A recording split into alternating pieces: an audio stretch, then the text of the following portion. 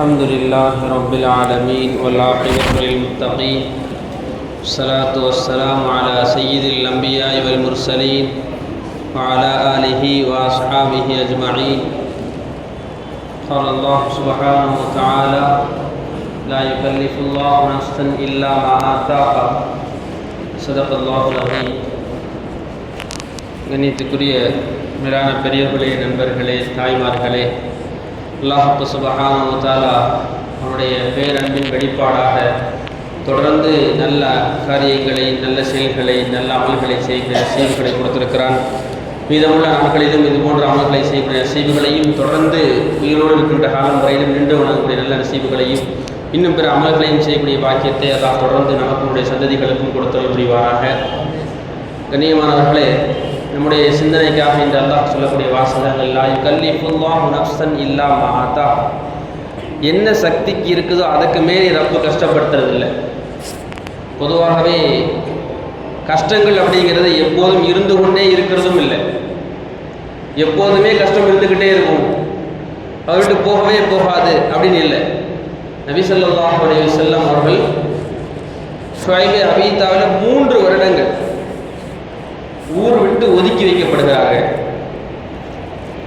எந்த தொடர்புகளும் அவங்களோடு இருக்கக்கூடாது, தண்ணி கிடையாது, உணவு கொடுக்கப்படக்கூடாது, தனிமைப்படுத்தப்பட்டதாகவே அந்த கணவாய்க்குள்ள அவங்க இருக்கணும் என்பதாக மக்காவாசிகளுடைய அந்த ஒரு நிர்பந்த சூழ்நிலை.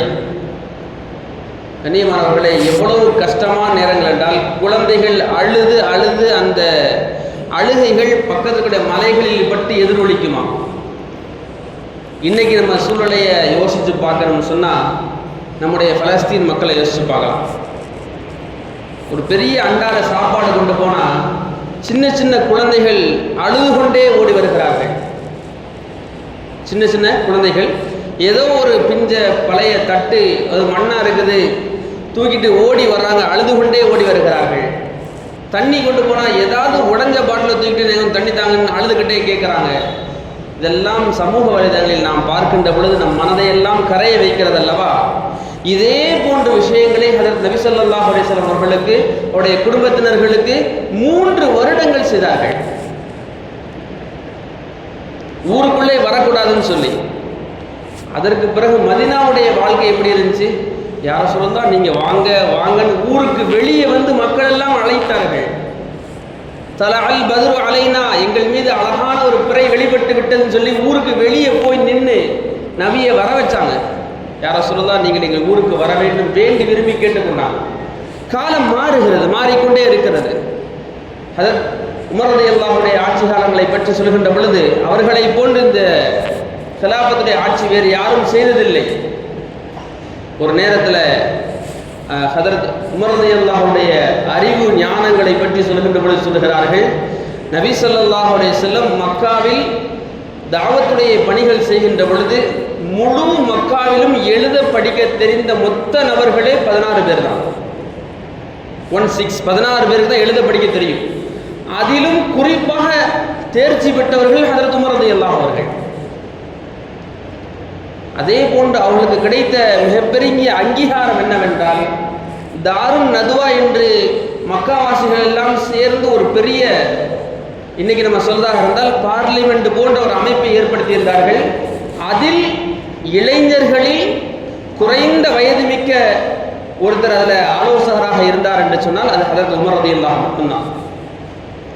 நபிக்கு கூட அங்கே வாய்ப்பு கிடைக்கல. தாருன் நதுவாவில் அமர்ந்து ஆலோசனை சொல்வதற்கு நபிக்கு கூட வாய்ப்புகள் கிடைக்கவில்லை. நபி ஸல்லல்லாஹு அலைஹி வஸல்லம் வேற ட்ராக் போயிட்டாங்க. அவ்வளவு பெரிய அறிவு ஞானம் மிக்கவர்கள். வெளிநாடுகளுக்கு கடிதங்கள் எழுதுவதும் தூதராக செல்வதும் மக்கா சார்ந்து அது உமர் ரலியல்லாஹு அவர்கள் தான் செல்வார்கள். இந்த ஆட்சி அதிகாரங்கள் எல்லாம் உருவானதுக்கு பிறகு அந்த பாலைவனங்களில் நடக்கும்போது சொல்லுவாங்களாம், இந்த இடத்துல எங்கள் வாப்பா என்னை திட்டுவாங்க, நான் ஒட்டகமைக்கு கூட லாயக்கு இல்லை அப்படின்னு சொல்லி. நாம் இந்த வார்த்தையை வச்சு தவறாக புரிந்து கொள்ளக்கூடாது. இந்த உமருக்கு ஒட்டகம் கூட என்ன தெரியாது, அப்படி இல்லை.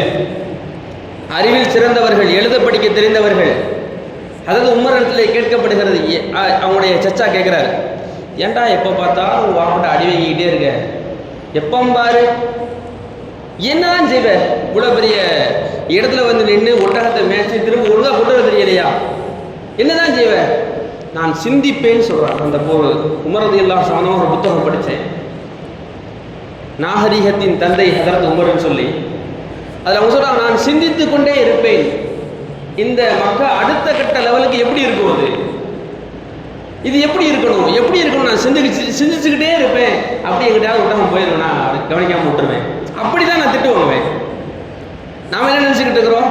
ஒரு தவறான புரிதல், ஹதரத் உமரை பற்றி இப்படி ஒரு வார்த்தைகள், அவருக்கு ஒட்டகம் கூட என்ன தெரியாதுன்னு சொல்லி. இல்லை, வேறு ஒரு சிந்தனையின் வெளிப்பாடுகள். அதற்கு பிறகு கஷ்டமான காலம், அதற்கு பிறகு அரசாட்சி ஆளக்கூடிய அந்த சூழ்நிலை, காலங்கள் மாறுகிறது. ஹதரத் அபூ ஹுரைரா ரலியல்லாஹு அவர்கள் நபி ஸல்லல்லாஹு அலைஹி வஸல்லம் காலத்தில் என்ன செய்வாங்க? கடுமையான பசி, பட்டினி, ஒண்ணுமே இருக்காது. ஏதாவது ஒரு வீட்டு வாசல்ல போய் கையை கட்டி இப்படி நிற்பாங்க. கையை கட்டி இப்படி தலையை கீழே தொங்க போட்டு நிற்பாங்க. யாராவது சாப்பிட்டீங்களா அப்படின்னு கேட்டா இல்லை சாப்பிடல, சரி வாங்க வீட்டுக்குள்ள வாங்க அப்படின்னு போய் சாப்பிட்டவங்க. அதாவது அபூ ஹுரைரா ரலியல்லாஹு அன்ஹு. அவ்வளவு ஏழ்மை. ஒரு நேரத்தில் அபூ ஹுரைரா குபா மாகாணத்துடைய கவர்னராக இருந்தார்கள். அவங்க மூக்கு துடைக்கிற துணி ஹித்தானுடைய துணியாக இருந்துச்சு. விலை அதிகமான ஒரு துணி வச்சு மூக்கு துடைச்சிக்கிட்டு இருந்தாங்க.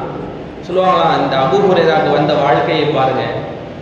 சோத்துக்கு வழி இல்லாம, ஒவ்வொரு வீட்டு வாசல்களிலும் கேட்பதற்கும் மனம் இல்லாமல் தலையை தொங்க போட்டு நின்றவன், குபா மாகாணத்துடைய கவர்னராக இருக்கிறேன், என்னுடைய மூக்கு துடைக்கிற துணி கூட கித்தான் நாட்டு துணியாக இருக்கிறது, அல்லாஹ் காலங்களை மாற்றியிருக்கிறான்னு சொன்னாங்க. கப்பாப் இப்னு அரத் ரலியல்லாஹு அன்ஹு நம்மெல்லாம் கேள்விப்பட்ட சம்பவங்கள் தான். அவர்களை மணலில் போட்டு உருட்டி எடுப்பார்கள், சபைகள் எல்லாம் பிஞ்சு தொங்கும்.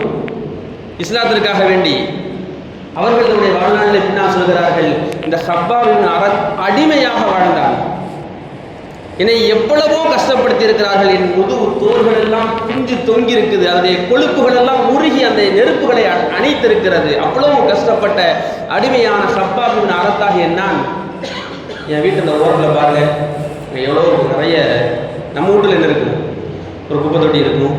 அவர் சார், என் வீட்டில் அந்த ஓரத்தில் பாருங்க, என்ன எவ்வளோன்னு தெரியல, என்ன முடியல, அவ்வளோ தங்க காசு கிடக்குது. கண்ணியமாக அல்லாஹ் காலங்களை மாற்றிக்கொண்டே இருப்பான்.